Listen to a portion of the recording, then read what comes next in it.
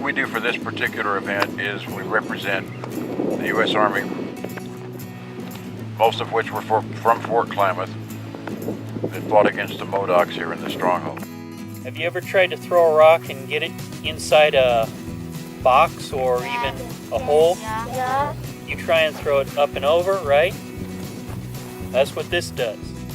Cavalry and the Warm Spring Scouts here in the Modoc War used these very advanced carbines. They were a Royal War winner for the Union Army in the Civil War.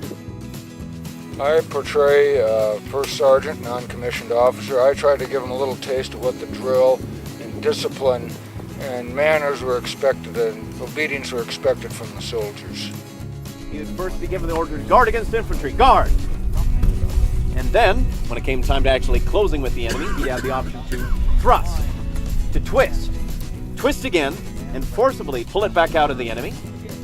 The idea of this is to, yet again, make sure that it's not just a bunch of boring names and dates, that there were living people that fought, died, survived through these wars.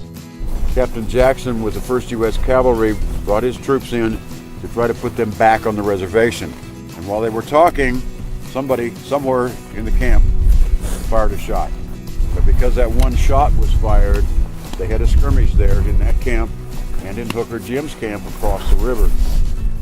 You know, there are details of our history that particularly don't have the opportunity with a short time frame in classrooms to talk about. And we're able to go into more details of our 19th century history and give these kids information that they wouldn't get anywhere else. And I'm going to have this capital saw with a large bone cut completely through the bone.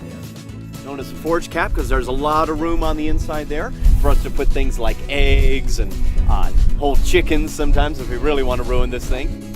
You're also giving them that opportunity to see that's actually living things, wool that you can feel and touch and experience, the leather, the equipment, you can hear it on us as it jingles around. You can actually fully experience that. This is a mountain howitzer. Can you guess why they're called mountain howitzers? It's learning by doing or learning by seeing. And there's so much information here that they'll never get in a classroom. This is known as a haversack. Now this is kind of the kitchen and the pantry for the soldiers here. For painkillers back then, what we had were narcotics. Now today we know that narcotics are dangerous, addictive drugs that we shouldn't mess with, right? Yes. Right? Yes. Much better answer, thank you. So at some point or another, we are able to give them something that they're able to latch on to, something that interests them, particularly each individual student, that helps get them engaged into the subject.